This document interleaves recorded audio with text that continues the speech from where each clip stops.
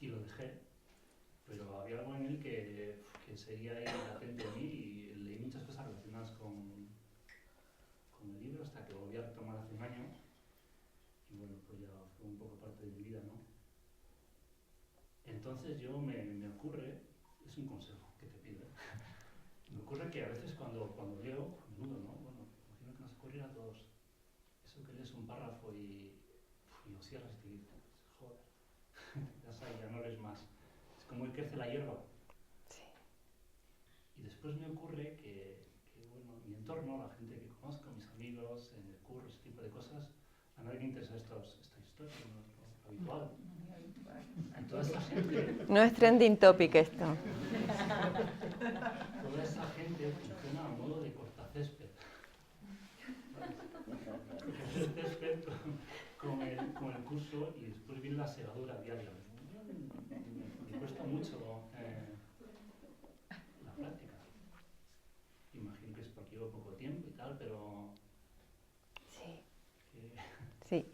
Eso que estás contando... Una fórmula milagrosa, sí. por favor. Pues volviendo al satsang de la mañana, fíjate que nos hablaba de un periodo inicial en el que se fortalecen en nosotros los 4 requisitos preliminares para purificar nuestra mente o nuestro corazón.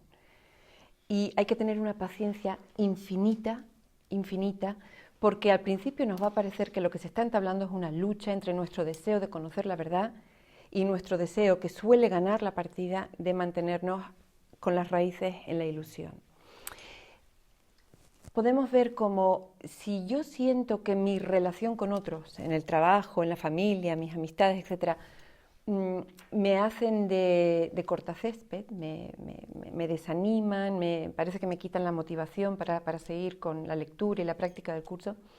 He de sospechar, como hablábamos esta mañana con María José, que mis propias resistencias y dudas con respecto al curso han saltado a la palestra y ahora se manifiestan como resistencias que percibo desde afuera. Porque cuando alguien está poseído por el mumuksha, ¿no? Cuando alguien está verdaderamente en estado de anhelo profundo, obsesionado y único por la verdad, no hay absolutamente ningún poder ahí fuera que nos pueda cortar el césped. ¿Te das cuenta? Entonces, lo único que hace que para mí eso sea un problema es el hecho de que en realidad está amplificando una voz interna. Eso es lo que hace que para mí sea. Entonces, frente a eso, esto es un evento a perdonar. Es llevarlo al Espíritu Santo, al lugar donde yo me recojo y medito y me conecto con Él y le digo, estoy teniendo esta falta, fíjate, esta falta de motivación mía, no cortada por nadie, mía, se manifiesta en múltiples niveles y yo deseo poder ir más allá de esta limitación transitoria. Eso se convierte en objeto de perdón. El simple gesto, el simple hecho de que yo me tome la molestia de recogerme y pedir que se fortalezca mi fe, mi determinación, mi compromiso interno con la verdad, es ya de por sí, ya garantiza el resultado. Era lo mismo que hablábamos con Patricia, no sé dónde está Patricia, no está. Patricia hablaba ayer de que se estaba encontrando con una cuestión que no estaba queriendo perdonar. Pero venir aquí y decir no quiero perdonar, tiene los días contados esa renuencia a perdonar. Porque alguien que de verdad no quiere perdonar no viene aquí. Va a otro sitio, va a distraerse. ¿Te das cuenta? Entonces, lo único que podemos hacer es, con infinita paciencia, gentileza para con nuestra torpeza y nuestra resistencia y determinación férrea, fíjate qué combinación, seguir andando el camino. Y en cada lugar donde me topo con una limitación, pedir ayuda para poder traspasarla. Es todo lo que se puede hacer.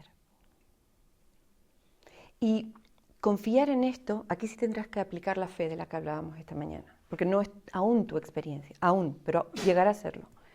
Confiar en que la experiencia milagrosa, fíjate que este curso, mira que me peleé yo hace años con el título del curso, Curso en Milagros, me parecía un título que, y es que es tan preciso, porque Son los milagros que experimentes, no la teoría que comprendas, la metafísica que comprendas, como lo que hemos hecho en la lección en la mañana.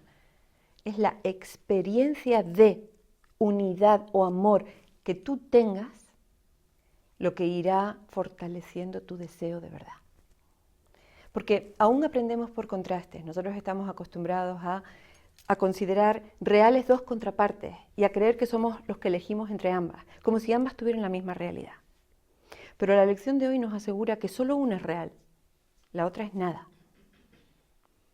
Mientras más experimento lo real, mientras más moro ahí donde soy pleno, donde estoy completo, donde soy poderoso, donde brillo, en la paz de Dios, menos ganas me dan de salir fuera por baratijas. Así que cada milagro que experimento, cada expansión amorosa de corazón, cada vez que aplico el perdón y consigo unirme a eso que estoy rechazando, yo empiezo a construir mumuksha.